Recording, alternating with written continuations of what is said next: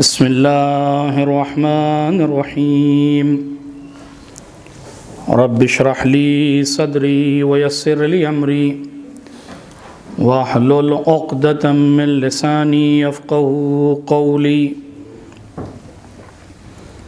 الحمد للہ الذی لم یتخذ صاحبۃ ولا ولدا ولم یکن له شریک فی الملک ولم يكن له ولي من الذل وكبره تكبيرا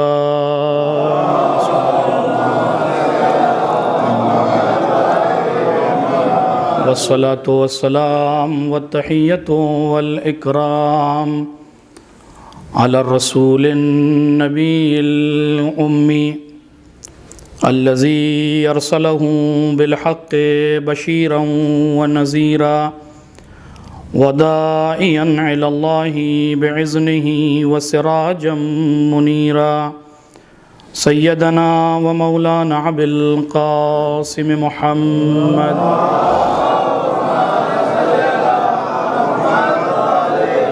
وعلى أهل بيته الطيبين الطاهرين المعصومين المظلومين واللعنة الدائمة الباقية على أعدائهم أجمعين من يوم ظلمهم إلى يوم الدين عما بعد فقد قال الله تبارك وتعالى في محكم كتابه المجيد والفرقان الحميد وقوله الحق بسم الله الرحمن الرحيم من عمل صالحا من ذكر أو أنثى وهو مؤمن فلنحيينه حياة طيبة ولنجزينهم أجرهم بأحسن ما كانوا يعملون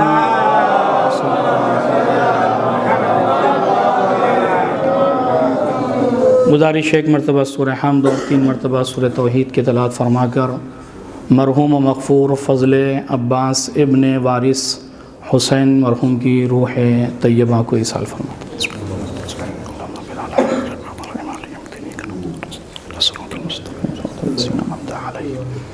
غیر المغضوب علیہم ولا الضالین. بسم اللہ الرحمن الرحیم قل هو الله احد الله الصمد لم یلد ولم یولد ولم یکن له کفوا احد. بسم اللہ الرحمن الرحیم قل هو الله احد الله الصمد لم يلد ولم يولد ولم يكن له كفوا احد. بسم الله الرحمن الرحيم قل هو الله احد الله الصمد لم يلد ولم يولد ولم يكن له كفوا احد. اللهم صل على محمد وعلى محمد. اللهم صل.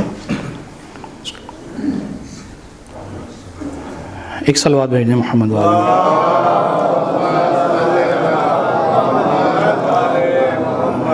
قبل اس کے کہ میں اس آیت کے ضمن میں آپ کی خدمت میں کچھ باتیں عرض کروں، یہ ایک اعلان ضروری سمجھتا ہوں یہاں پر کرنا کہ ایک نوجوان نے یہ پرچہ چھپوایا جس میں ایک عمل ہے جو آیت اللہ ملا معصوم علی حمدانی سے منسوب ہے کہ آپ نے یہ اطمینان اور یہ گارنٹی لی ہے کہ اگر کوئی انسان اس عمل کو انجام دے گا تو انشاءاللہ پروردگار عالم اس کی تمام حاجتوں کو پورا کرے گا. اور یہ عمل 530 مرتبہ اللہم صلی علی فاطمہ و ابیہا و بعلہا و بنیہا و سر المستودع فیہا بعدد ما احاط بہ علمک، یہ ذکر مبارک ہے. اور میں خود بھی اس کا شاہد ہوں. میں نے اس عمل کو یہ نہیں کہہ رہا کہ میں نے پڑھا نہیں، پہلے جو چیز آپ نے پڑھی نہیں اس کا انکار نہیں کیا جا سکتا. تو میں نے اپنے بزرگ علماء اور عرفاء سے قم کی سرزمین پر جب میں زیر تعلیم تھا اور ابھی بھی ایک طالب علم کی حیثیت ہے، وہاں پر بھی بہت سے عرفاء اور علماء کے لبوں پر یہ ذکر مبارک ہمہ وقت ہوتا تھا. اللہم صلی علی فاطمہ و ابیہا و بعلہا و بنیہا و سر المستودع فیہا بعدد ما احاط بہ علمک. اور اس ذکر مبارک کے ذریعے سے علماء اپنی پریشانیاں اور وہ علمی مسائل جو حل نہیں ہوتے تھے وہ صدیقہ کبریٰ سلام اللہ علیہا کی بارگاہ والا سے حاصل کیا. لہٰذا جن کو چاہیے وہ بعد مجلس یہاں پر پرچے موجود ہیں، وہ اسے حاصل کر سکتا ہے۔ ایک اور صلوات بھیج دیں محمد والا۔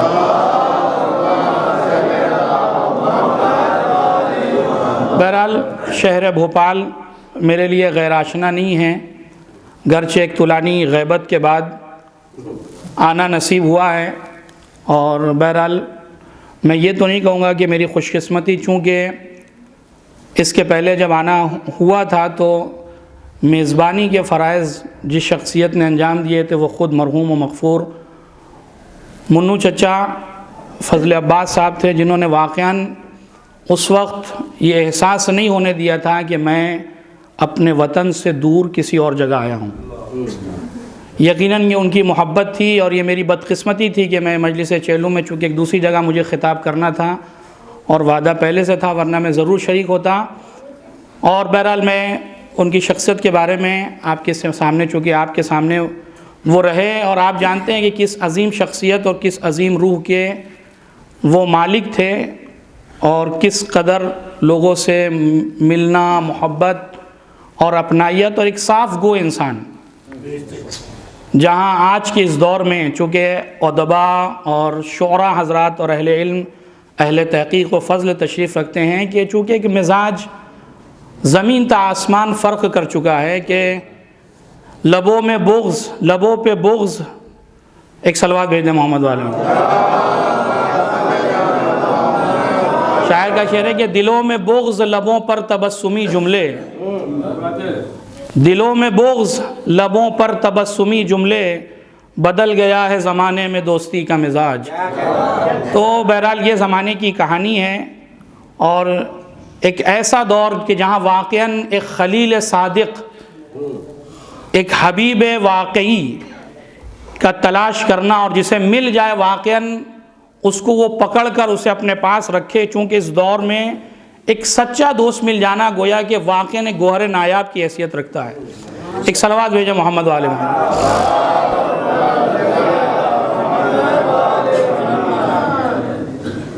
قرآن مجید کی جس آیہ مبارکہ کی تلاوت کا شرف حاصل کیا، سورہ مبارکہ نحل، قرآن مجید کا 16واں سورہ، جس کی آیت نمبر 97 نمبر، جس میں خلاق کائنات ایک حقیقت کی طرف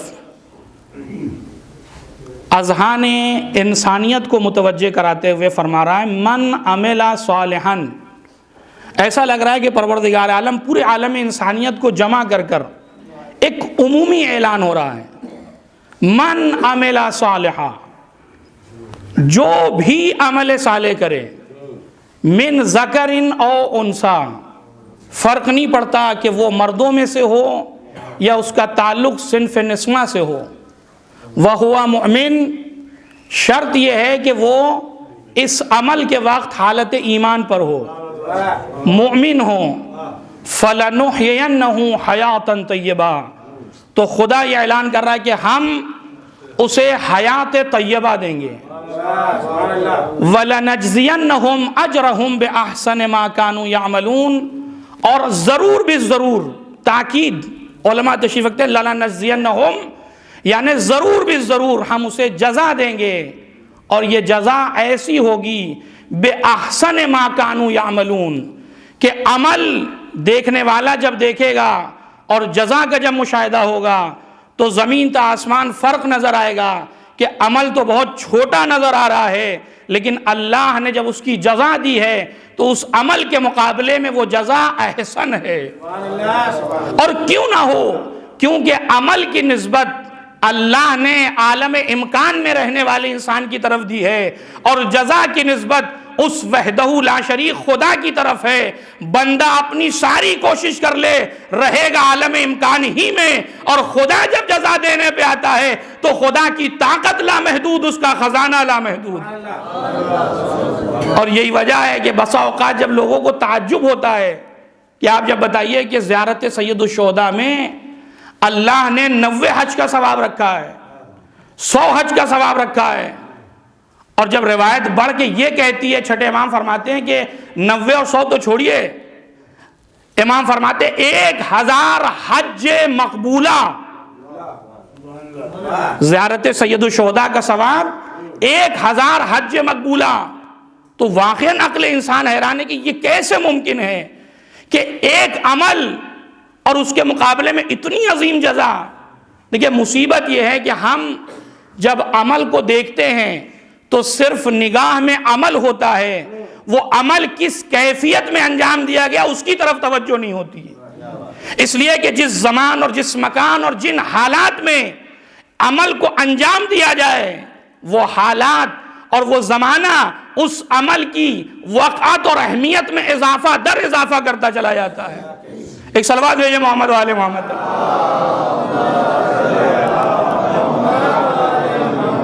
اب یہ میرے ذہن میں نہیں تھی بات، لیکن میں 2 منٹ آپ کا یہاں پہ لوں گا کہ اسی طریقے سے ایک صاحب نے اعتراض کیا ایک عالم دین سے، علامہ بحر العلوم تھے غالباً، کہ آقا یہ بات سمجھ میں نہیں آتی کہ اللہ نے امام حسین علیہ السلام کے زیارت پر اتنا ثواب کیوں رکھا، آخر وجہ کیا ہے؟ اس کے پہلے بھی انبیاء نے اوصیاء نے قربانیاں دی اللہ کی بارگاہ میں، لیکن آخر کیا وجہ ہے کہ پروردگار عالم نے امام حسین علیہ السلام کی زیارت پر اتنا زیادہ ثواب؟ تو علامہ بحر العلوم نے یہی بات کی تھی، تو نے عمل کو دیکھا ہے، عمل کس حالت میں کیا گیا اس کی طرف توجہ نہیں ہے. لہذا فرماتے ہیں کہ فرض کر ایک بادشاہ ہے جو اپنی رعایت کے ساتھ، اپنی رعایا کے ساتھ لاہو لشکر فوج نکلا شکار پر، اور شکار کرتے کرتے وہ اپنے لشکریوں اور اپنے افواج سے دور ہو گیا. اب عالم یہ ہے کہ چونکہ بہرحال اس کے پاس خود کے کھانے کے تو تھے نہیں کچھ ساری چیزیں، وہ افواج اور وہ سارے نوکر ان کے پاس تھی، لہذا یہ بھوک کی شدت سے جاں بلب تھا. اب نہیں کہ تب اس دنیا سے رخصت ہو جاتا. ایک ضعیفہ کی نگاہ پڑی، ایک کٹیا، ایک چھوٹی سی جھونپڑی. اس نے دیکھا کہ ایک انسان جو کچھ دیر کا مہمان ہے، اس نے کیا کیا، اس کی کل پونجی، ایک دمبا، ایک بکری، اس نے پہلے اس کا دودھ نکالا، وہ دودھ اس کی خدمت میں پیش کیا، اور اس کے بعد اس بکری کو، اس دمبے کو ذبح کیا، اور ذبح کرنے کے بعد اس کا گوشت بھون کے اس کی خدمت میں پیش کیا. بادشاہ نے کچھ کھایا پیا، اس کی جان میں جان آئی، اور آنے کے بعد وہ پہنچا، شکریہ ادا کر کے پہنچا اپنے محل، اور محل میں پہنچنے کے بعد اس نے اپنے وزیروں کو جمع کیا، اور وزیروں کو جمع کرنے کے بعد سوال کیا کہ یہ بتاؤ کہ اس ضعیفہ کو میں کیا دوں کہ اس کے اس عمل کی جزا ہو سکے. توجہ کیجئے گا. اب وزیروں نے اپنے اپنے حساب سے جو جتنا فراغ دل تھا اس نے اپنے حساب سے بتانا شروع کیا کہ اتنا دے دیجئے، اتنا دے دیجئے. بہت زیادہ اڑ کے کسی نے کہا کہ 1000 درہم و دینار اسے عطا کر دیجئے، اس کی کل حیاتی کتنی اور کتنے سال زندہ رہے گی، یہ دے دیجئے کافی ہے.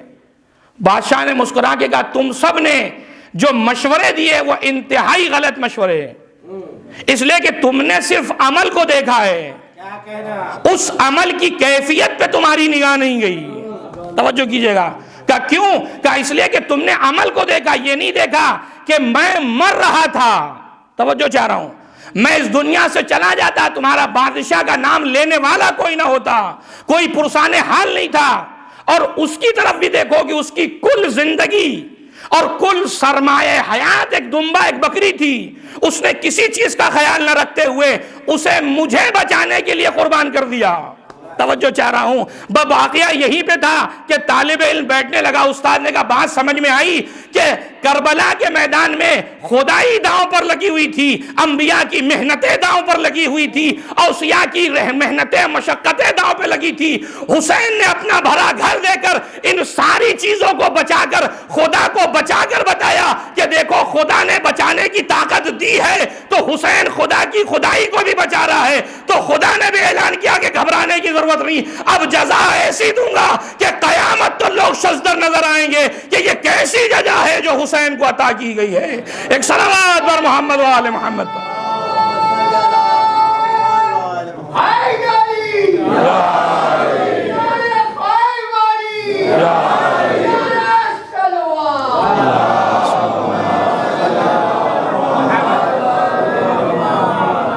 مولانا توحید خدا پہ تو فرق نہیں آیا. کہا نہیں، توحید خدا پہ یہاں فرق نہیں آیا. یہ جو امام حسین کے اندر طاقت اور سکت آئی وہ کس نے عطا کی؟ یہ اسی خالق اور مالک کی عطا کردہ نعمت تھی. لہذا جو اس کی طاقت اور جو ہمت دی تھی سید الشہداء کو امام حسین نے، وہ پوری طاقت اور پورا سرمایہ خدا کی راہ میں خرچ کر دیا، دین کی بقا میں خرچ کر دیا، تاکہ دین خدا باقی رہے۔ اس لیے کہ اگر دین باقی ہے تو ساری چیزیں باقی رہ جائیں گی۔ ایک اور صلوات بھیجیں محمد وآل محمد۔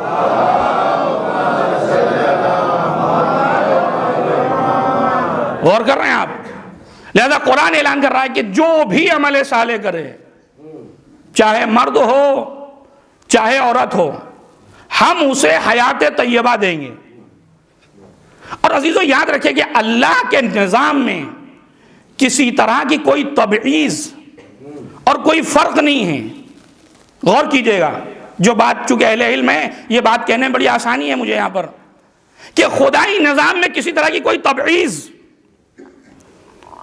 کوئی فرقہ پرستی یا کوئی اونچ نیچ، یہ سارے مرحلے خدا کے نظام میں نہیں پائے جاتے۔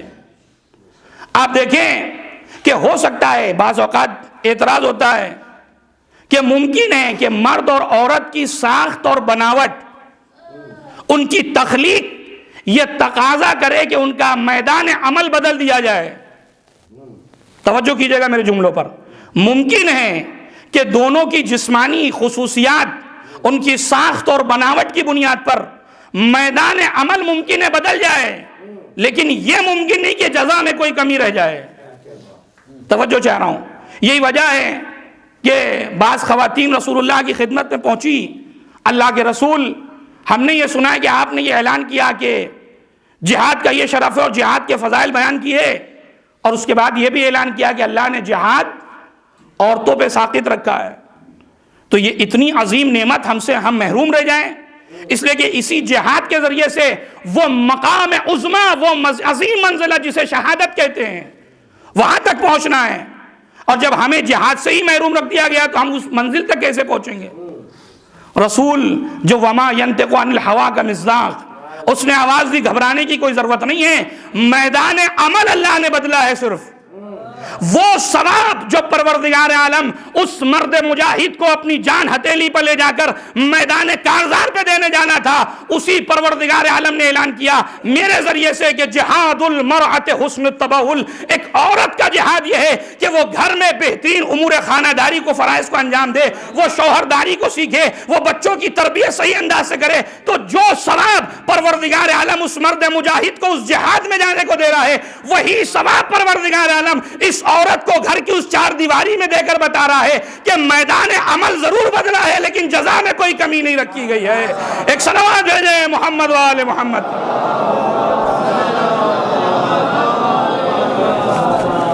غور کر رہے ہیں آپ؟ ممکن ہے کہ بناوٹ کا تقاضا یہ ہو، تخلیق کا تقاضا یہ ہو کہ تمہیں اس جگہ پر وہی ثواب دیا جائے، تمہیں میدان جہاد میں جانے کی ضرورت نہیں ہے۔ تمہارا میدان جہاد ہم نے گھر کی چار دیواری میں بچوں کی صحیح تربیت کر دینا، یہ کم ثواب نہیں ہے، آپ اسے ہلکا مت سمجھیں۔ یہ خواتین جو گھر میں خدمت انجام دے رہی ہیں، یہ بڑی عظیم منزلت ہے۔ یا گھر کے باہر جو شوہر کام کر رہا ہے، جس کے لیے احادیث موجود ہیں کہ اپنے اہل و عیال کے لیے محنت کرنا، مشقت کرنا، یہ غذا کا فراہم کرنا، یہ بہترین زندگی فراہم کرنا اپنے اہل و عیال کے لیے، یہ جہاد سے کم نہیں ہے۔ یہ مجاہد فی سبیل اللہ یہ بھی جہاد کر رہا ہے، کوئی معمولی چیز نہیں ہے اس کے لیے، جس کے لیے معصومین علیہم الصلاۃ والسلام نے پوری زندگی، آپ پانچویں امام کی زندگی اٹھا کے دیکھیں، عمر کی آخری منزل میں کھیتوں میں جا کر کام کر رہے ہیں۔ کسی نے جا کر پوچھا فرزند رسول، اس عمر میں دولت کی اتنی لالچ؟ نعوذ باللہ، اس عمر میں تو لوگ گھر میں بیٹھتے ہیں، آپ جو باہر کام کر رہے ہیں، محنت و مشقت میں لگے ہوئے ہیں۔ کہ میں نہیں چاہتا کہ اس ثواب سے محروم رہ جاؤں جو پروردگار عالم نے رکھا ہے۔ پروردگار عالم کے یہاں عمر معیار نہیں ہے، یہاں محنت و مشقت ہے۔ میں اپنے اہل خانہ کے لیے بہترین زندگی فراہم کرنے کے لیے نکلا ہوں، اس سے بڑا ثواب کیا ہوگا؟ ایک صلوات بھیجیں محمد وآل محمد پر۔ لہذا فرمایا کہ عمل کرنے والا کوئی ہو، چاہے مرد ہو چاہے عورت ہو، اگر عمل صالح ہے، اب یہ خود ایک مستقل ٹاپک ہے کہ عمل صالح کسے کہتے ہیں۔ قرآن نے یہ نہیں کہا کہ عمل کرو جو بھی ہم تمہیں حیات طیبہ دیں گے، نہیں، قید لگائی ہے من عمل صالحا، عمل کے ساتھ شرط ہے کہ وہ صالح ہو. توجہ چاہ رہا ہوں. اگر معیار عمل ہی ہوتا تو بھی شیطان ہی کیوں بنتا؟ عمل میں معیار کیا ہے؟ صالح ہونا. قرآن کہہ رہا عملا صالحا. عمل ضروری نہیں ہے، عمل معیار نہیں ہے. کثرت عمل پر مت جاؤ. کسی کے زیادہ سجدے اور نمازیں تمہیں دھوکے میں نہ ڈال دیں. دیکھو اس عمل میں صلاحیت ہے یا نہیں خدا تک پہنچنے کی. عمل صالح کسے کہتے ہیں؟ علامہ طباطبائی فرماتے ہیں تفسیر میزان میں کہ عمل صالح اس عمل کو کہتے ہیں جو خالصتاً لوجہ اللہ انجام دیا جائے، جو صرف اور صرف خدا کے لیے انجام دیا جائے، جہاں ریا نہ ہو، جہاں دکھاوا نہ ہو، جہاں شو نہ ہو کہ ہم کچھ کرنا چاہ رہے ہیں یا کچھ کر رہے ہیں. توجہ کیجئے گا، وہ عمل صالح بنے گا. ہر عمل کو عمل صالح نہیں. اور اس عمل کے ذریعے سے لوگوں کے عقیدے مضبوط ہوں، اس عمل کے ذریعے سے لوگ بد عقیدہ نہ ہوتے چلے جائیں. ایک صلوات بھیجیں محمد و آل محمد پر. قرآن کیا کہتا ہے؟ من عمل صالحا من ذکر او انثی وہو مؤمن. شرط کیا ہے؟ ایمان کی. اگر میں اسے علمی زبان میں آپ کی خدمت میں پیش کروں تو ایک طرف اللہ نے عقیدے کو رکھا، ایک طرف عمل صالح کو رکھا، اور ان دونوں کے ملاپ اور ان دونوں کے اختلاط اور دونوں کی ترکیب جب ہو جائے، یہ دونوں مرکب ہو جائیں، یعنی ایمان بھی ہو عمل صالح بھی ہو، تب خدا نے اعلان کیا فَلَنُحْيِيَنَّهُ حَيَاتًا طَيِّبَةً. اگر ایمان اور عمل صالح دونوں لے کر آئے ہو تو ہم تمہیں حیات طیبہ دیں گے. اس کا مطلب یہ ہے کہ اگر منبر سے کوئی یہ پڑھ کر چلا جائے کہ تنہا عمل کافی ہے، وہ بھی قرآن کی اس آیت کے خطرے میں پڑ جائے گا. اگر یہ کہہ دیا جائے کہ تنہا عقیدہ کافی ہے، وہ بھی مشکل میں گرفتار ہو جائے گا. ورنہ قرآن کی ساری آیتوں کو خلاصہ کریے تو نتیجہ ایک ہی نکلے گا کہ ایمان بھی ضروری ہے، ایمان کے ساتھ عمل صالح بھی ضروری ہے. اس لیے کہ جب تک یہ دونوں چیزیں ملیں گی نہیں انسان کمال تک پہنچ نہیں سکتا. ایک صلوات بھیجیں محمد و آل محمد پر.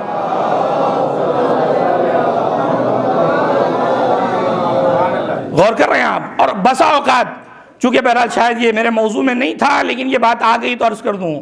یہ بات میں پھر کہہ رہا ہوں کہ آپ جتنی بھی باتیں سنیں خصوصاً منبر رسول سے، یہ آپ کا حق بنتا ہے کہ بعد مجلس خطیب سے پوچھیں کہ صاحب یہ بات چونکہ واضح نہیں ہوئی، میرے بات ہو سکتا ہے کہ خطیب نہیں سمجھا پایا، میں آپ کی سماعت پر اعتراض نہیں کر رہا، ممکن ہے کہ میں کوئی بات آپ تک منتقل نہ کر پایا صحیح سے.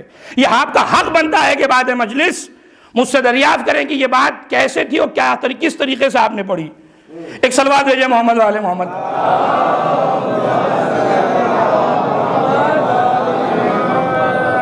لہذا ایک بات بڑی آسانی سے دیکھیں، عزاداری سید الشہداء، یقیناً ان آنسوؤں میں اتنی طاقت ہے کہ وہ ہمیں جنت تک پہنچا سکیں.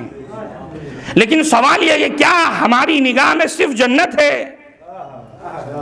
کیا یہ محبت ایک تاجرانہ محبت نہیں نظر آتی آپ کو کہ کچھ دیں اور کچھ لیں؟ توجہ چاہ رہا ہوں جو بات اور جس کی طرف میں اشارہ کرنا چاہ رہا ہوں، جس کی طرف مولا متقیان نے بھی اشارہ کیا. پروردگار بہت سے بندے ایسے ہیں جو تیری عبادت تو کرتے ہیں لیکن ان کی عبادت تاجرانہ عبادت ہے. وہ اس لیے سجدے کر رہے ہیں کہ تجھے کچھ چاہیے، جنت کی نعمتیں چاہیے. یہ نہیں غلط ہے، میں یہ نہیں کہہ رہا ہوں کہ غلط ہے یہ فکر، لیکن یہ بڑی ابتدائی عبادت ہے، معرفت کی ابتدائی منزل ہے. یہ پروردگار عالم حضرت علی اعلان کر کے پروردگار کچھ بندے وہ ہیں جو تاجرانہ عبادت کرتے ہیں، کچھ وہ ہیں جو خوف میں سجدے میں پڑے ہوئے ہیں کہ پروردگار کہیں جہنم میں ڈال دے. لیکن میں ایک مرتبہ علی نے آواز دی پروردگار لیکن مزاج علی یہ ہے کہ نہ تیری جنت کی لالچ میں عبادت ہو رہی ہے نہ تیرے جہنم کے خوف میں عبادت ہو رہی ہے، بلکہ تجھے لائق سجدہ پایا تو علی سجدے میں ہے.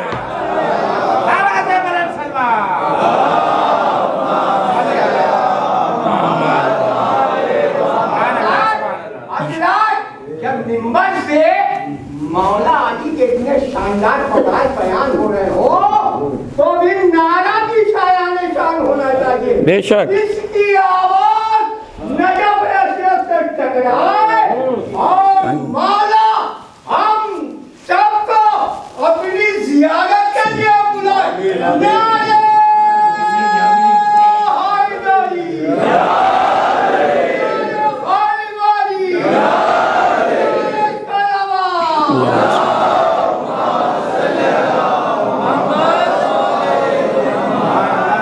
غور کر رہے ہیں؟ پروردگار علی نے تجھے لائق عبادت سمجھا تو یہ سر سجدے میں ہے.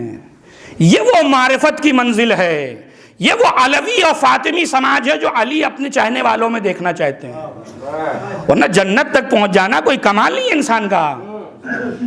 ہمارا خاص طور سے جو محبان اہل بیت اطہار علیہ الصلوۃ والسلام ہیں، یقیناً ہمیں جنت ملے گی، لیکن سوال یہ ہے کہ جنت میں کس مقام پر ہیں ہم. یہ وہ ہے چیز جسے ہمیں حاصل کرنا ہے. کسے قرب رسول اللہ نصیب ہے، کسے قرب حضرت زہرا نصیب ہو، یہ وہ چیز ہے جس کے لیے ہمیں عمل انجام دینا ہے. ورنہ واقعاً صرف یہ کہہ دینا کہ صاحب ایمان کافی ہے، وہ اپنی جگہ محبت خود ایک موضوعیت رکھتی ہے اپنی جگہ پر احادیث میں. لیکن مجھے اگر میں اپنے نوجوانوں سے خطاب کروں، اہل علم اور بزرگان مجھ سے بہتر جانتے ہیں کہ یہ بتائیے بعد کربلا سب سے بڑا عزادار مردوں میں کون ہے اور عورتوں میں کون ہے؟ ایک بہت چھوٹا سا سوال کہ مجھے بتائیے مردوں میں بعد کربلا سب سے بڑا عزادار کون ہے اور عورتوں میں سب سے بڑی عزادار کون ہے؟ زبان پر صرف دو ہی شخصیتوں کے نام ہیں. اگر مردوں کا نام لوگے تو سید الساجدین ہیں.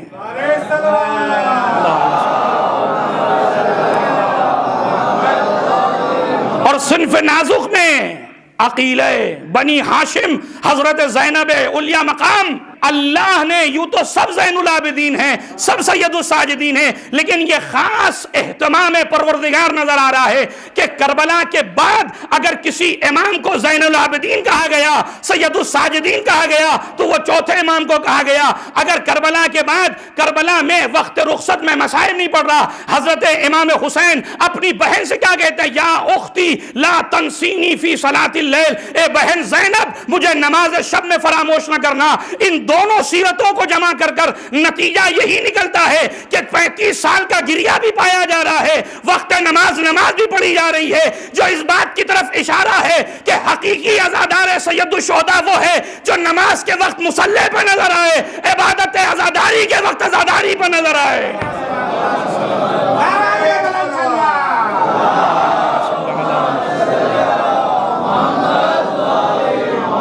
جب فرش عزا بچ جائے تو فرش عزا کی زینت بن جائے، مصلی عبادت بچ جائے تو مصلی عبادت کی زینت بن جائے. یہ بہترین پیغام ہے کربلا کے بعد ان دونوں شخصیتوں کا. اب ان سے بڑا تو کوئی عزادار نہیں ہے کہ کائنات میں کوئی آگے کہ بھائی ہم ان سے آگے نکل گئے، تو پھر آپ آگے رہیے، ہم آپ سے آگے جانے کی کوشش میں بھی نہیں ہیں. ایک صلوات بھیجیں محمد و آل محمد پر.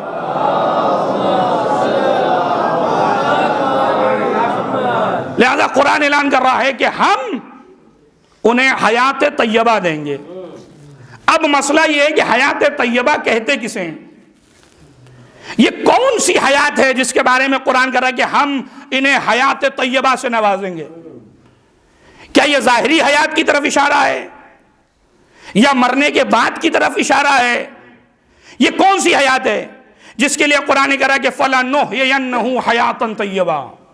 اب میں آپ کا کچھ دیر وقت لوں گا یہاں پر، ایک دقیق گفتگو تھوڑا ذہن میں رکھیے گا کہ قرآن یہ کہہ رہا ہے کہ ہم تمہیں حیات طیبہ دیں گے. تو یہ حیات طیبہ ہے کیا؟ اب دیکھیں، آپ یقین جانیں کہ جو تفاسیر میں اس کی تفسیر بیان کی گئی ہے، اگر اس سے صرف بیان کیا جائے ایک ایک چیز کو، تو میں بغیر کسی مبالغے کر رہا ہوں، مجھ سے طالب علم کے لیے بھی ایک دو اشرہ کافی نہیں ہوگا کہ جو اس آیت کی تفسیر حیات طیبہ، اہل علم حضرات تشریف رکھتے ہیں میری بات کی تائید کریں گے کہ حیات طیبہ کہتے کسے ہیں. دیکھیں، انسان کی دو زندگی ہے. ایک وہ زندگی جو ظاہری زندگی جس میں انسان حیوانات کے ساتھ مشترک ہے، کھانا پینا اٹھنا بیٹھنا افزائش نسل تحرک، یہ ساری چیزیں انسان اور حیوان دونوں میں مشترک ہیں، کوئی فرق نہیں ہے. وہ بھی کھا رہے ہیں ہم بھی کھا رہے ہیں، وہ بھی پی رہے ہیں ہم بھی پی رہے ہیں. ان کے یہاں بھی افزائش نسل ہے، ہمارے یہاں بھی افزائش نسل ہے. ان کے یہاں بھی حرکت و نقل ہے، ہمارے یہاں بھی حرکت و نقل پائی جاتی ہے. یہ زندگی جو ہے وہ انسان اور حیوان میں مشترک ہے. اب اگر قرآن یہ کہہ رہا ہے کہ ہم تمہیں حیات طیبہ دیں گے، تو وہ حیات حیوانی تو ہمارے پاس آلریڈی موجود ہے. یہ کون سی زندگی ہے جس کی طرف قرآن یہ اعلان کر رہا ہے کہ ہم تمہیں حیات طیبہ دیں گے؟ اور یہ حیات طیبہ ہے بڑی عجیب چیز، اس لیے کہ چوتھے امام زین العابدین علیہ السلام دیکھیں میں اپنی دلیل، اپنی بات کی دلیل میں یہ بات پیش کر رہا ہوں. امام مقام دعا میں فرماتے ہیں اللہم احینی حیاتا طیبہ، پروردگار مجھے حیات طیبہ دے دے. مولا آپ کے پاس تو حیات ہے، یہ کون سی حیات ہے جسے آپ بھی حیات طیبہ سے تعبیر کر رہے ہیں؟ رسول اسلام نے ایک حدیث میں ارشاد فرمایا من قرأ سورۃ المزمل فی آخر اللیل او فی صلاۃ العشاء احی اللہ حیاتا طیبہ، کہ وہ انسان کہ جو نصف شب میں سورہ مزمل کی تلاوت کرے یا نماز عشاء میں سورہ مزمل کی تلاوت کرے، اللہ اسے حیات طیبہ دے گا. یہ کون سی حیات ہے جس کے بارے میں قرآن کہہ رہا ہے کہ سورہ مزمل پڑھو تمہیں حیات طیبہ دیں گے؟ امام زین العابدین کہہ رہے ہیں کہ پروردگار مجھے حیات طیبہ دے دے. عزیزوں، ساری روایتوں کا نچوڑ اور تفاسیر کا خلاصہ میں آپ کی خدمت میں عرض کروں تو معصومین اور پروردگار عالم یہ کہنا یہ چاہ رہے ہیں کہ حیات طیبہ یعنی وہ زندگی جس میں دین آگے ہو اور ساری چیزیں پیچھے ہوں. وہ زندگی جس میں دین امامت کر رہا ہو اور ساری چیزیں پیچھے معموم کی حیثیت رکھتی ہوں. یعنی تمہارے خواہشات، تمہاری تمنائیں، تمہارے رشتہ داریاں، ساری چیزیں دین کی امامت میں ہوں گی، وہ امامت نہیں کریں گی. توجہ چاہ رہا ہوں عزیزو، بڑی عجیب و بہت ہی بلند گفتگو میں نے آپ کی خدمت میں کی ہے. اگر آپ اسے درک کر گئے تو میں سمجھوں گا کہ میں مجلس میری مجلس کامیاب ہے. کہ پروردگار عالم یہ جو کہہ رہا ہے کہ ہم تمہیں حیات طیبہ دیں گے، یعنی تمہاری زندگی میں دین کو آگے رکھا جائے گا. اب میں اگر تاریخ سے مثال دوں تو آپ حیات طیبہ کے مصداق تک پہنچئے کہ حیات طیبہ کہتے کسے ہیں. ایک صلوات بھیجیں محمد و آل محمد پر.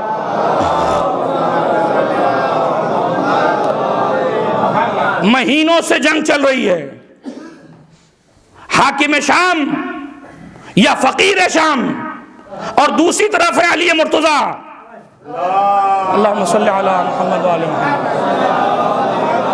اور جنگ اس مرحلے میں آ گئی، تاریخ بتاتی کم سے کم 36,000 افراد طرفین سے قتل ہو چکے ہیں. کچھ شہید ہیں، کچھ ہلاک ہیں. یہ بھی ایک عجیب فلسفہ ہے، اور اس پہ غور کریے کبھی کہ مرے تو دونوں طرف سے، لیکن ایک شہادت کے درجے پر ہے، ایک ہلاکت کے درجے پر ہے. اس کا مصداق خود تلاش کریے گا کہ وہ کون سی چیز ہے جو انسان کو شہادت تک لے جاتی ہے، وہ کون سی چیز ہے کہ گلا کٹانے کے بعد بھی ہلاک ہے. یہ خود ایک مستقل موضوع ہے. دیکھ رہے ہیں آپ، اب وہ مرحلہ آیا جنگ کا کہ فاتح جنگ، ایک صلوات بھیجیں محمد آل محمد. جناب مالک اشتر تلوار کو لیے ہوئے خیمے دشمن میں پہنچے. اب جو جڑ تھی اس جنگ کی، جہاں ختم ہونے کے بعد مالک اشتر تلوار نکال چکے تھے، تلوار چلاتے اور یہیں پہ خاتمہ ہو جاتا، گفتگو ختم ہو جاتی. اتنے مہینوں سے چل رہی جنگ اختتام کو پہنچتی. تلوار نکلی ہوئی ہے کہ ادھر چلے ادھر حاکم شام کا سر کٹے، سارے فتنے و فساد ختم ہو جائے. لیکن ایک مرتبہ آنے والا قاصد آیا، مالک جس جگہ پہ ہو وہیں پہ رک جاؤ.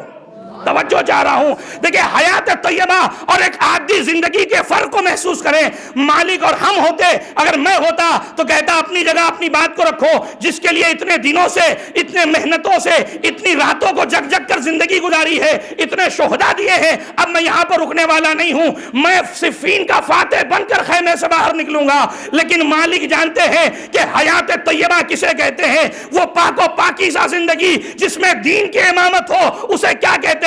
مالک نے نکالی ہوئی تلوار کو نیام میں رکھا اور واپس چلے آئے. مالک یہ کیا کر رہے ہو؟ تمہیں صحیح پتا کہ یہ جنگ جیت جاؤ گے، فاتح کہلاؤ گے. عجب نہیں، مالک آواز دے. نادان جنگ تو جیت جاتا، لیکن وہ تمغہ جو علی نے بعد جنگ مجھے دیا، وہ تمغہ علی مجھے نہ دیتے. علی نے کیا کہا تھا؟ مالک تم میرے لیے ویسے ہی ہو جیسے میں رسول خدا کے لیے تھا.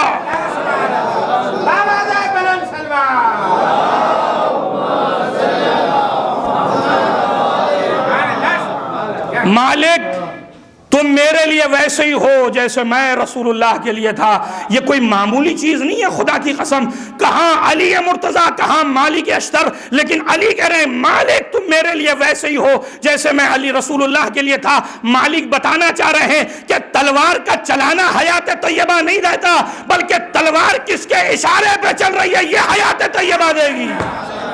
شجاعت اس کا نام نہیں ہے کہ ہر میدان میں تلوار چلا دی جائے. شجاعت کہتے ہیں کہ تلوار اطاعت امام میں چلی ہے یا خواہش نفس کے تحت چلی ہے. اگر اطاعت امام میں چلی ہے تو یہ بھی شجاعت ہے, اور اگر اطاعت امام میں نیام میں گئی ہے تو اسے بھی شجاعت کہتے ہیں. ایک صلوات بھیجیں محمد وآل محمد. تلوار کا چلانا کمال نہیں ہے, تلوار اطاعت امام میں چلی ہے یا نہیں یہ مہم ہے.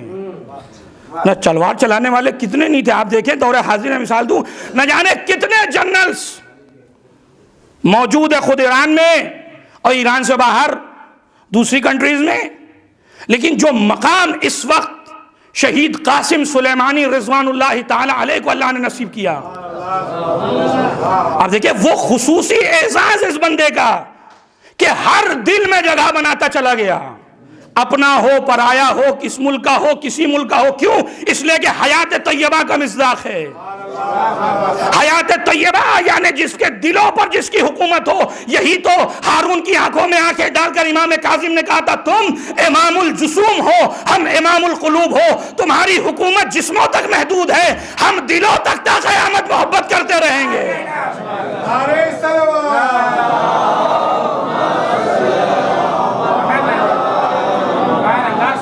تمہاری حکومت جسموں تک محدود ہے, ہماری حکومت دلوں پر ہے. اور یہ دلوں کی حکومت کو کب تک ختم کرو گے؟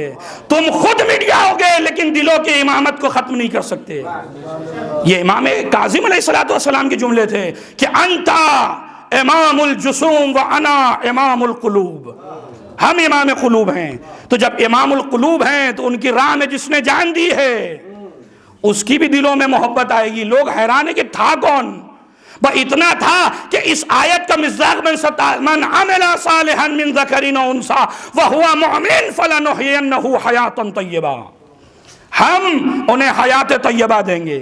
اور عجیب فلسفہ ہے, خدا کی قسم میں اپنی منزل آخر منزل پر آ رہا ہوں. آپ غور کریں ایک لمحے کے لیے کہ پیغمبر کسی کو سمجھا رہے ہیں جس کے پاس کان ہے, آنکھ ہے, دو ہاتھ ہیں, بظاہر حرکت کر رہا ہے, اور ادھر سے خدا آواز ہے پیغمبر انک لا تسمع الموتى. پیغمبر آپ مردوں کو نہیں سمجھا سکتے. عجب, پروردگار اس کے تو آنکھ ہے, یہ تو زندگی ہے اس کے پاس. دیکھیے حیات اور موت کے ذکر آپ چکے, بہرحال ایصال ثواب کی مجلس ہے, اسے بھی آپ بعنوان ہدیہ لیتے جائیے کہ آپ دیکھیں کہ ہم حیات سمجھتے کسے؟ حیات یعنی جس کے یہاں تحرک ہو, جس کے ہاتھ پیر کان سلامت ہو, جو کام بھی کر رہے ہوں. ہم اسے زندگی سمجھتے ہیں, لیکن قرآن یہ کہہ رہا ہے کہ پیغمبر انک لا تسمع الموتى, آپ مردوں کو نہیں سمجھا سکتے. پروردگار یہ تو زندہ ہے, اس میں زندگی کے آثار پائے جا رہے ہیں, اور تو یہ کہہ رہا ہے کہ ان مردوں کو نہیں سمجھایا جا سکتا.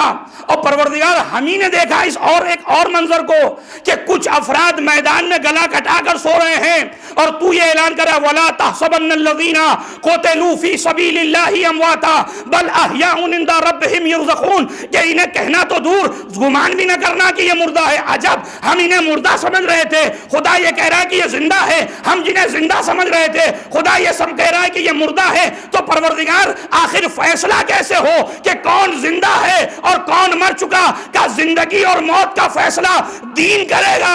جس کے پاس دین کی حکومت ہوگی وہ مرنے کے بعد بھی زندہ کہلائے گا. اگر دین کی امامت نہیں ہے تو زندہ رہنے کے باوجود مردوں میں زندہ کہلائے گا. صلوات بر محمد و آل محمد.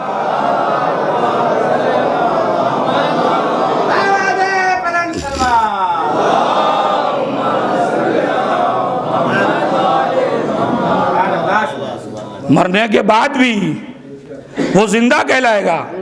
یہی وجہ ہے کہ احادیث جب آپ اٹھائیں گے تو احادیث میں ایک موضوع ہے میت الاحیاء. میت الاحیاء یعنی زندوں میں مردہ. اور کم سے کم احادیث میں 12 لوگ ایسے ہیں جسے احادیث کی روشنی میں مردوں میں زندہ کہا گیا ہے. جس میں سے ایک دو کی طرف اشارہ کروں تاکہ میں اپنے موضوع کو مکمل کروں. قرآن یہ کہتا ہے, احادیث یہ کہتی ہے الکذاب والمیت سواء. احادیث کہتے ہیں جھوٹا انسان, جھوٹ بولنے والا اور مردہ یہ دونوں برابر ہیں. کیوں؟ اس لیے کہ اللہ نے جب اس انسان کو پیدا کیا تھا اور یہ زبان دی تھی تو اس لیے کہ وہ سچ بات کہے. لہذا جب قانون الہی پر عمل نہیں کیا تو ہوا کرے زندہ, ہم تو اسے مردہ کہیں گے. دیکھ رہے ہیں آپ. اس کے بعد فرماتے ہیں الجاہل والمیت سوا، جاہل انسان اور مردہ انسان یہ دونوں برابر ہیں. اس لیے کہ ہم نے اس انسان کو پیدا ضرور جاہل کیا ہے، لیکن ہم نے اس سے مطالبہ کیا ہے کہ اگر اس موت کو حیات میں تبدیل کرنا چاہتے ہو تو علم حاصل کرو. جتنا تمہارے اندر علم آتا جائے گا تم حیات طیبہ سے نزدیک ہوتے چلے جاؤ گے. ایک صلوات بھیجیں محمد و آل محمد.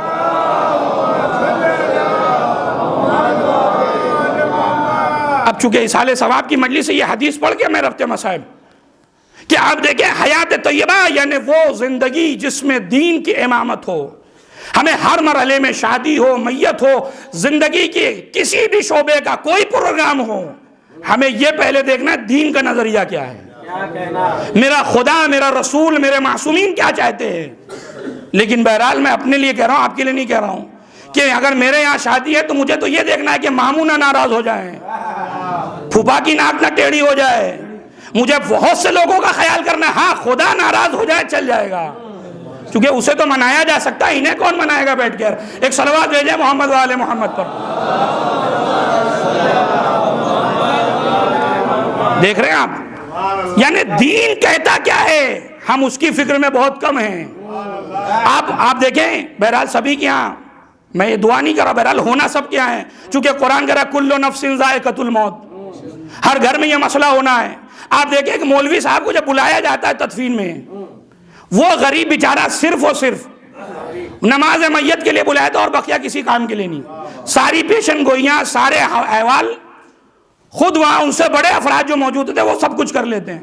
آپ جتنے چاہیں فتوے تھوک پاؤں میں وہاں لے لیجیے، آپ ایک سے ایک مفتی مجتہد آپ کو وہاں نظر آئیں گے. کوئی یہ نہیں ملا کر کے کہ بھائی جناب بھی آئیں ان سے بھی کچھ پوچھ لو کہ کس طریقے سے قبر میں اتارا جائے گا، مستحب کیا ہے، مکروہ کیا ہے.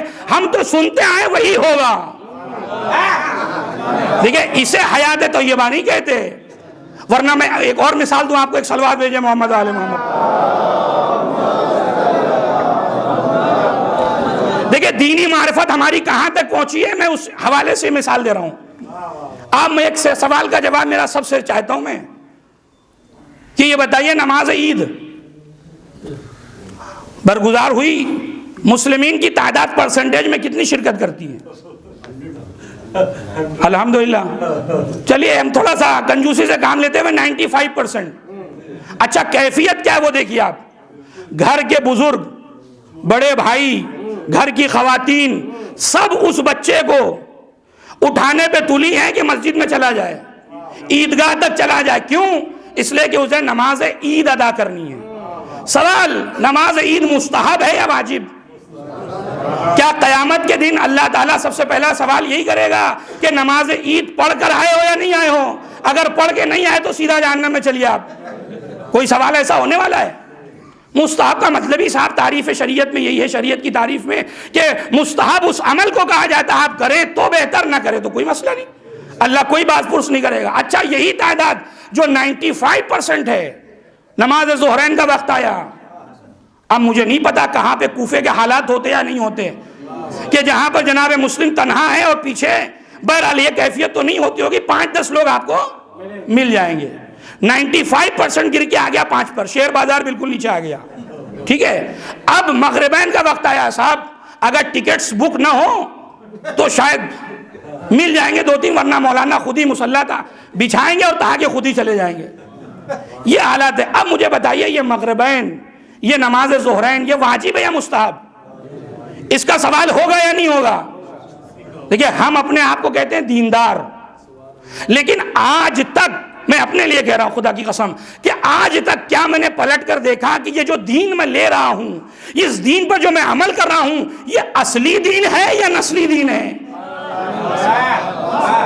بھائی نماز صبح بھی تو واجب تھی، گھر کا کوئی فرد آگے نہیں بڑھا کہ بچے کو اٹھا دو، بلکہ ماں تو یہ کہہ رہی تھی بیچارہ 2 بجے سویا ہے، آپ اسے کیوں اٹھا رہے، اسے سونے دیں. لیکن جیسے نماز عید کی بات آئی، پورا خاندان فون پہ فون چلا رہا ہے، بھیا تمہارا بچہ تو پہنچا ہی نہیں ابھی تک، امام جماعت ابھی تک رکا ہے، تکبیریں باقی جلدی بھیجو. وہ نہ آیا تو گویا قیامت رکی ہوئے ایک طرح سے. لیکن عزیزو یہ کیوں ہے؟ چونکہ ہم سب اسیر ہیں اس نسلی دین کے. کہ ہمیں اسے بتانا ہے، پبلک میں بتانا ہے کہ بھیا ہم بھی موجود ہیں، لیکن جو ظہرین، جو مغربین، جو نماز صبح جس کی سبب سے ممکن ہے جہنم کا منہ دیکھنا پڑ جائے، اس کی فکر کتنی ہے ہمیں؟ کیا واقعاً یہی دین ہے جس کو ہم کہتے ہیں کہ ہم دیندار ہیں؟ تو یہ تو ایک چھوٹی سی مثال تھی، ورنہ میرے پاس ہزاروں مثالیں ہیں جو میں آپ کی خدمت میں 1 گھنٹہ سی مثالیں ہی چلتی رہیں گی۔ ایک صلوات بھیجے محمد والے محمد۔ میں ایک مولوی کے عنوان سے مجلس کس غرض سے آ رہا ہوں؟ لفافے کے وزن کی بنیاد پر آ رہا ہوں، یا واقعاً یہ سوچ کر آ رہا ہوں کہ واقعاً اللہ نے مجھے یہ توفیق دی ہے ممبر رسول پر جانے کی، تو میری ذمہ داری کیا ہے؟ یہ 200-250 لوگ جو 200-250 گھنٹے بن رہے ہیں، ان کا میں اگر وقت لے رہا ہوں تو میں نے دین کے نام پہ انہیں دیا کیا؟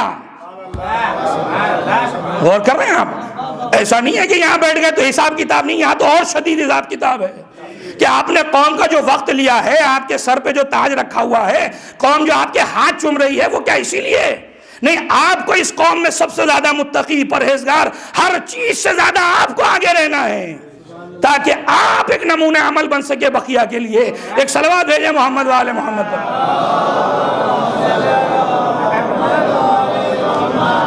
ہر جگہ مسائل ہیں، اور ان مسئلوں کو جب تک گفتگو ہوگی نہیں یہ سوچ کر کہ کون بولے، قوم کے حالات بد سے بدتر ہوتے جائیں گے۔ ایک اور صلوات بھیجے محمد والے محمد۔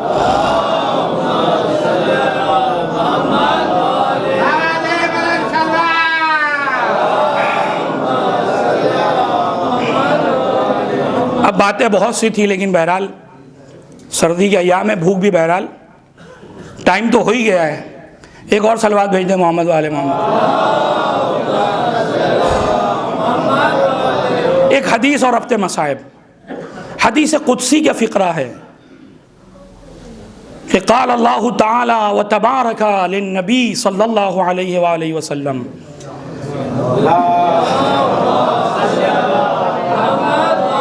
اور واقعاً اس حدیث قدسی کو جب میں پڑھتا ہوں واقعاً ایک عجیب کیفیت ہے۔ اللہ نے پیغمبر پر وحی نازل کی، فرماتے افتخار الناس فی الدنیا علی 6 اوجہ، لوگ دنیا میں 6 چیزوں کی بنیاد پر فخر کرتے ہیں، فخر و مباحات۔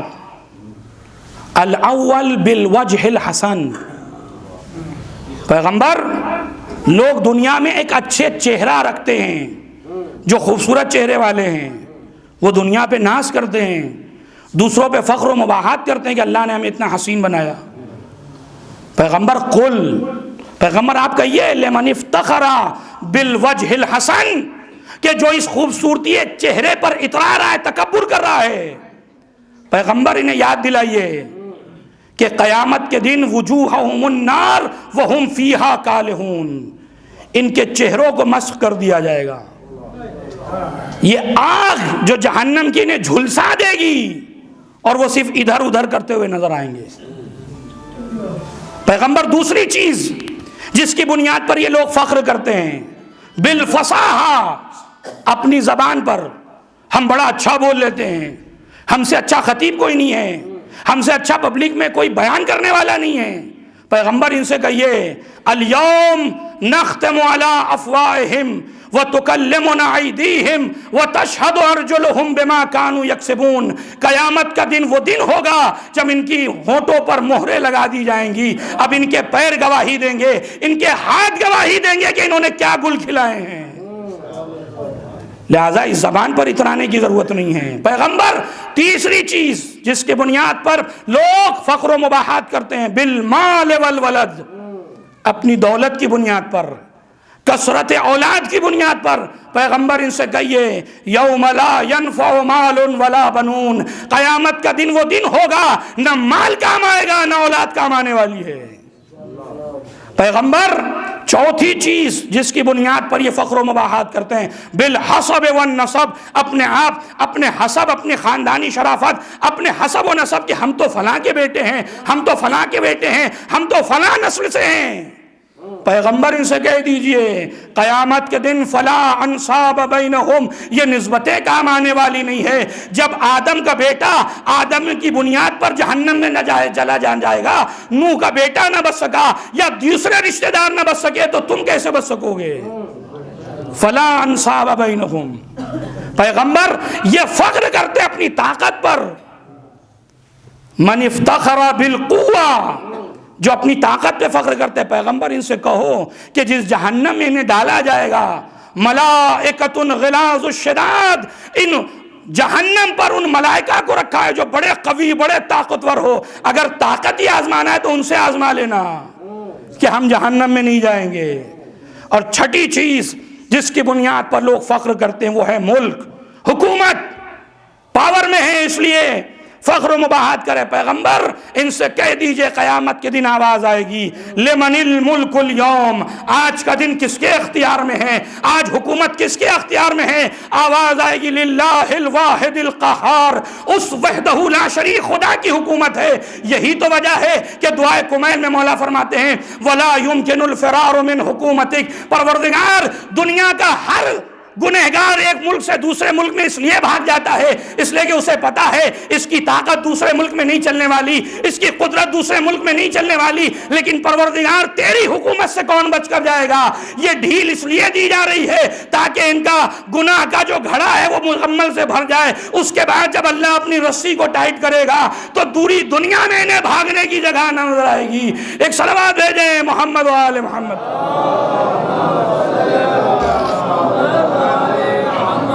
بس عزیزان گرامی، حیات طیبہ اگر چاہیے تو یہی 6 چیزیں آپ کے لیے مرنے کے بعد ایصال ثواب کا ذریعہ بن سکتی ہے. یہی اچھا چہرہ اگر مومنین سے حسن سلوک، متبسم ہو کر مسکراتے ہوئے ملو گے تو یہی چہرے کی جو مسکراہٹ ہے وہ تمہیں جہنم سے جنت کی طرف لے جا سکتی ہے. اس لیے روایت میں ادخال السرور فی قلب المؤمن عبادہ، مومن کو خوش کرنا بھی عبادت کا درجہ رکھتا ہے. غور کر رہے ہیں آپ؟ یہی مال اور اولاد اگر تم نے صحیح تربیت کی ہے تو مرنے کے بعد یہ بیٹا ایصال ثواب کا ذریعہ بنے گا.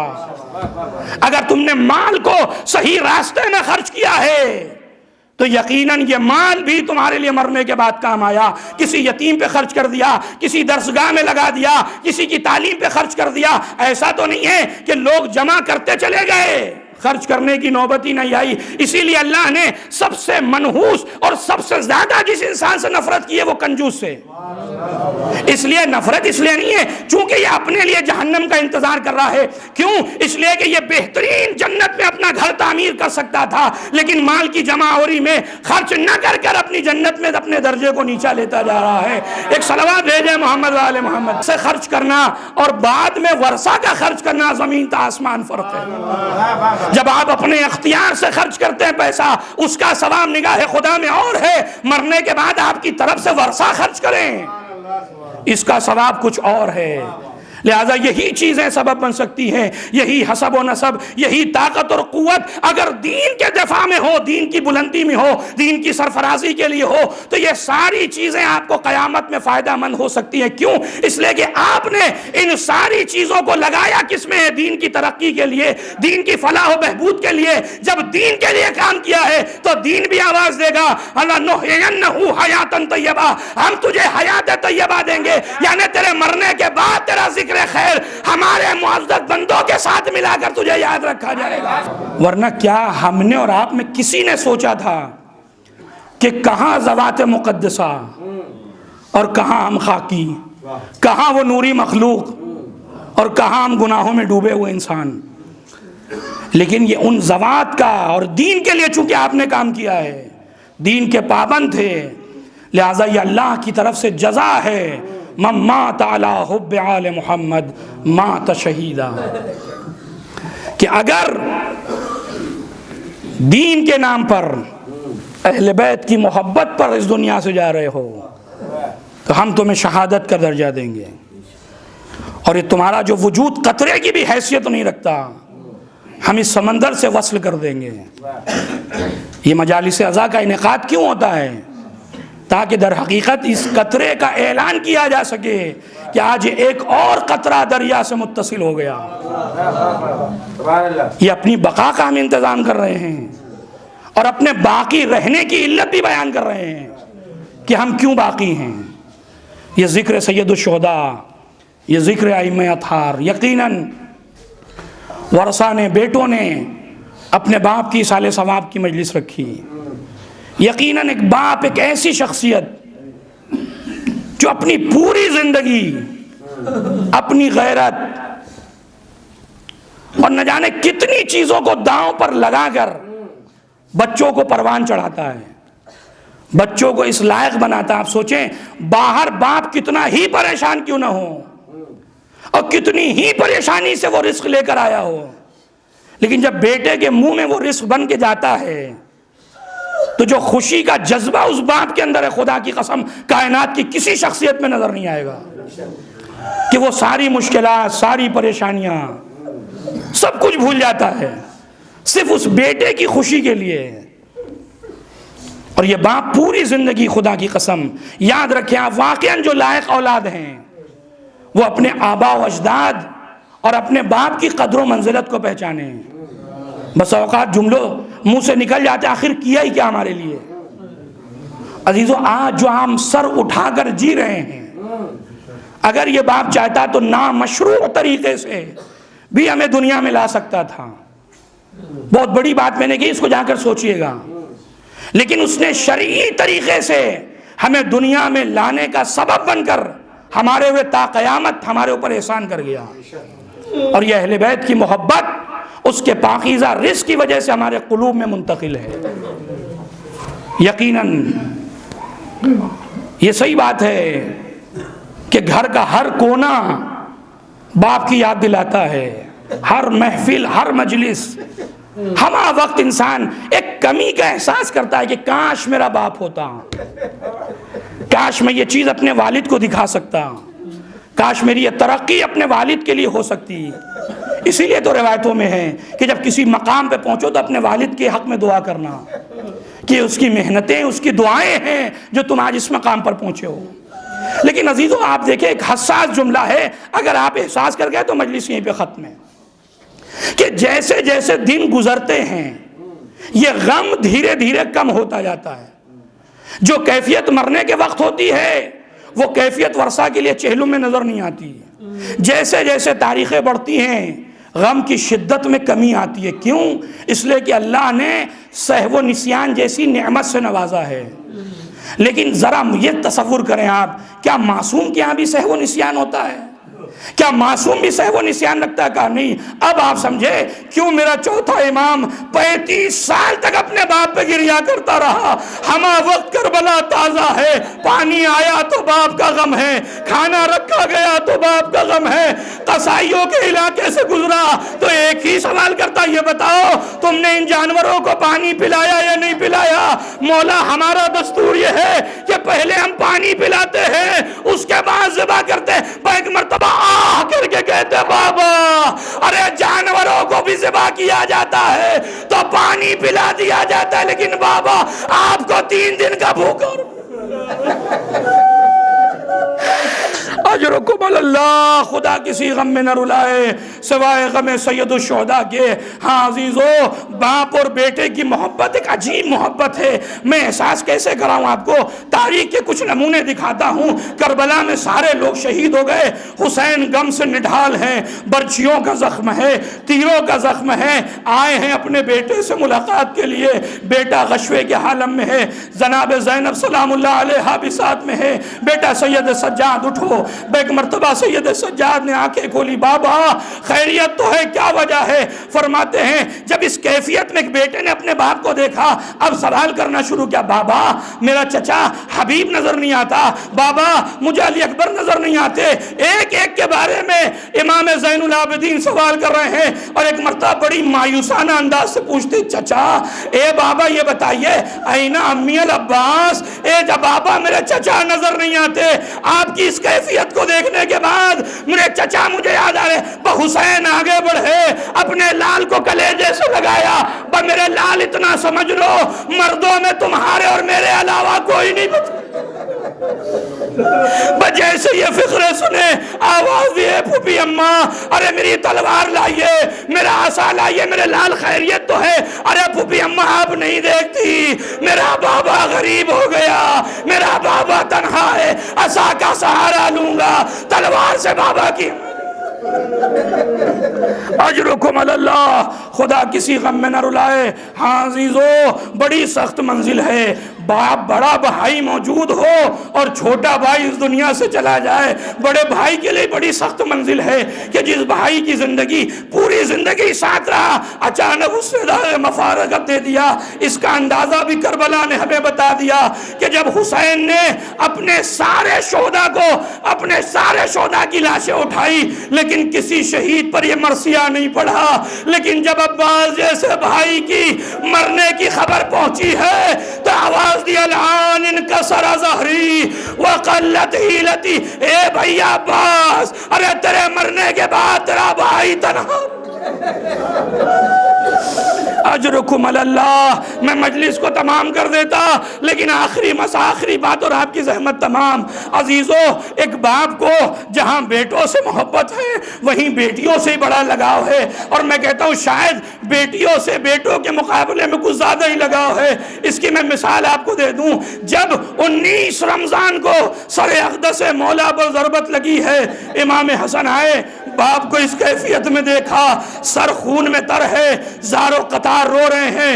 امام نے حسن مجتبیٰ کو قریب بلایا، آنسوؤں کو پوچھا، گلے سے لگایا، میرے لال روتے نہیں ہیں، تمہارا باپ زندہ ہے، تمہیں امامت امت کو انجام دینا ہے، رونے کی کوئی بات نہیں ہے۔ حسین مظلوم کو دیکھا، بابا کی اس کیفیت میں زار و قطار رو رہے ہیں، بیٹے کو دلاسا دیا۔ اب یہ قافلہ گھر کی طرف پہنچا اور جب گھر قریب آیا تو سارے لوگوں کو مولا نے واپس کر دیا۔ اب جو تاریخ کا فقرہ ہے وہ تاریخ کا فقرہ بڑا عجیب ہے کہ امام گھر میں گئے، جیسے ہی دونوں بیٹیوں کو دیکھا، دونوں بیٹیوں کو گلے سے لگا کر اب منع نہیں کرتے، اب زار و قطار آنسو بہا رہے ہیں۔ مجھے نہیں پتا، عجب نہیں، شاید شام و کوفے کا حال یاد دیا ہو۔ اے زینب و کلثوم، ارے شام کا دربار ہوگا، کوفے کا بازار ہوگا، تمہیں بے برتا پھرایا جائے گا، تمہارے باپ کے سامنے سارے مناظر ہیں، ہائے وہ باپ کیسے برداشت کرے جس کی بیٹیوں کو بے پردہ۔ کوفہ اور شام، شام کا بازار، کوفے کا دربار۔